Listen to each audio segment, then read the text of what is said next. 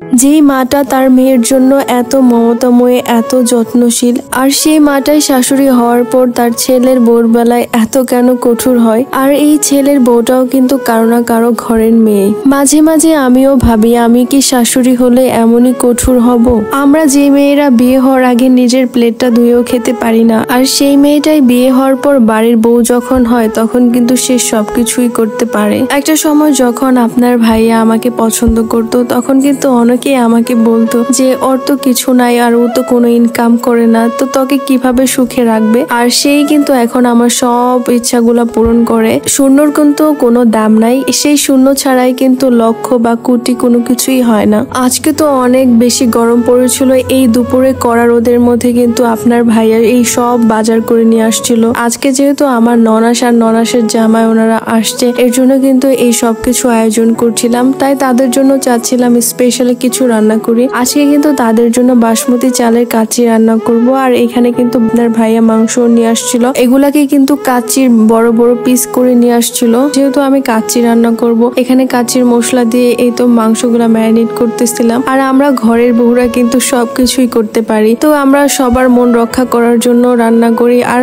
ঘরের বউদের আমাদের রান্না কিন্তু একটা ডিউটি, আর সেখানে রান্না করে কেউ প্রশংসা করলেই কি আর না করলেই কি, আমাদের তো ঘরের বউ হয়েছি, রান্না করতেই হবে। আমাদের সমাজে কিন্তু এটাই সবাই মানে। আর 1 ঘন্টার মতন এই মাংসটা কিন্তু আমি ম্যারিনেট করে রেখেছিলাম, আর এই মাংসটাকে কিন্তু এখন আমি রান্না করে নিব। যেহেতু আমি আজকে এই বাসমতি চাল দিয়ে কাচ্চিটা রান্না করব, এর জন্য এখানে কিন্তু আমি সবকিছু দিয়ে আগে রেখেছিলাম। আর মাংসটা কিন্তু আমি আস্তে আস্তে জালে রান্না করছিলাম। আমাদের ঘরের বউদের আসলে রান্না করতে যে কতটা খারাপ লাগে বা এই গরমের মধ্যে, এটা কিন্তু কোনো মানুষ দেখার থাকে না। আজকে যেহেতু অনেক গরম পড়েছিল, এর জন্য কিন্তু অনেক খারাপও লাগছিল। এর জন্য কিন্তু মাঝখানে মাঝখানে আমি ঠান্ডা পানিও খাইতেছিলাম। কাচ্চির ভিতরে যদি আলু না থাকে তাহলে তো ওই কাচ্চির টেস্টই থাকে না। আর এর জন্য কিন্তু এখানে আলু নিয়েছিলাম, ওইটাকেই কিন্তু এখানে ভাজছিলাম। আর এই তো আলুটাও আমার ভাজা শেষ হয়ে গেছে। তো রান্না করতে করতে কিন্তু আমার মাংসটা প্রায় হয়ে গেছে, আর এর মধ্যে কিন্তু আমি আলুগুলা দিয়ে দিয়েছিলাম। তো আমাদের বাসার ফ্যামিলি মেম্বার অনেকেই আছে, এর জন্য কিন্তু এখানে বড় একটা পাতিল নিয়েছি। আর এর মধ্যে কিন্তু আগে থেকেই গরম পানি দিয়েছি। আর এর মধ্যে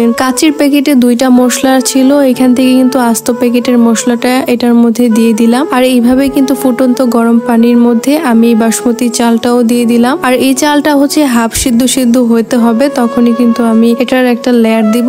আমি তো আগে কখনো এইভাবে বড় পাতিলও রান্না করি না, আর এইভাবে কোনো কিছুই রান্না করি নাই। আর এখন যে এত রান্না করি, যখন এই ভিডিওগুলো আমার বাবা দেখে, আম্মু দেখে, তখন কিন্তু তারা বলে যে তুমি আম্মু এখন পাকা রাঁধুনি হয়ে গেছো, এত রান্না তুমি কিভাবে করো। তো এই তো আমরা কিন্তু ঘরের বউ হলে সবকিছুই করতে পারি। আমাদের কিন্তু একটা ধৈর্য চলে আসে, তখন সংসারের প্রতি মায়াও চলে আসে, সেখানে কিন্তু আমাদের কাজ করতে হয়। আর এখানে যেহেতু আমার চালটাও অলরেডি হয়ে গেছে, আর এদিক দিয়ে আমার মাংসটাও হয়ে গেছে। আর এখন কিন্তু আমি বাসমতি কাচ্চি যেহেতু রান্না করব, এটাকে আমি লেয়ার লেয়ার করে একটা দমে দিব। আর এর জন্যই কিন্তু একটা বড় পাতিল নিয়েছি ছড়ানো। আর এটার মধ্যে কিন্তু প্রথমে মাংসগুলো দিয়ে দিলাম, তার উপরে দিয়ে দিলাম হচ্ছে এই চালগুলা, যেগুলা বাসমতি চালগুলো আমি সিদ্ধ করেছি। তারপরে কিন্তু একটু পেঁয়াজ বেরেস্তা এখানে উপর দিয়ে ঘিও দিয়ে দিচ্ছিলাম। তারপরে লেয়ার কিন্তু আবারও এইভাবে মাংস দিলাম। এইভাবে লেয়ার লেয়ার করে কিন্তু আমি প্রতিটাই মাংস দিচ্ছিলাম। আর এই তো দুধের মধ্যে কিন্তু আমি জাফরান হচ্ছে দুধের সাথে মিক্স করে রেখেছিলাম, ওইটাও কিন্তু উপর দিয়ে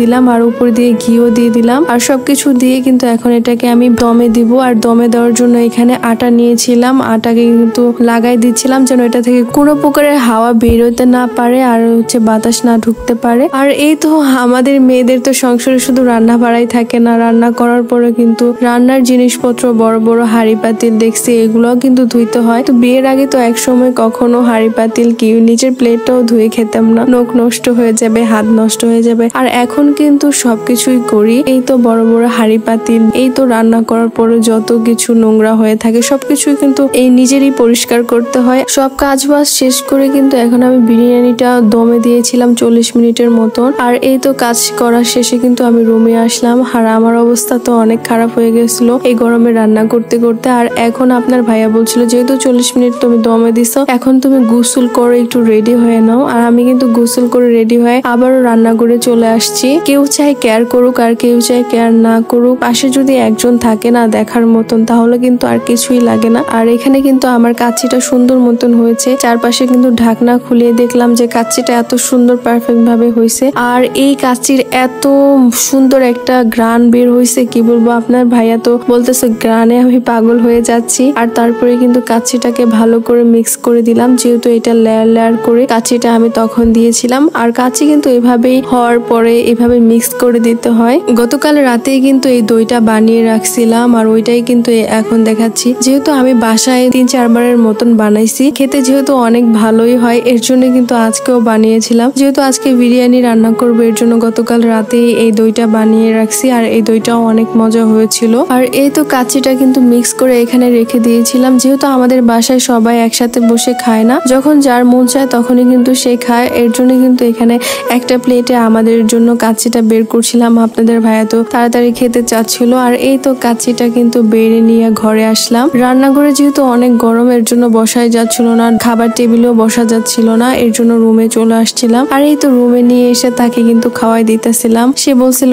কাচ্চিটা অনেক বেশি মজা হয়েছে, আর সে তো দইটা খেয়ে অনেক বেশি তৃপ্তি পাচ্ছিল, যেহেতু এই গরমের মধ্যে এরকম ঠান্ডা ঠান্ডা দই খেতে অনেক ভালো লাগে। আর সে আমার হাতের দই সবসময় পছন্দ করে, যেহেতু বেশ কয়েকবার এই দইটা বানিয়েছে আর এই দইটা খেতে সে খুবই বেশি পছন্দ করে। সে কাচ্চি খাচ্ছিল আর সাথে সাথে কিন্তু দই খাচ্ছিল।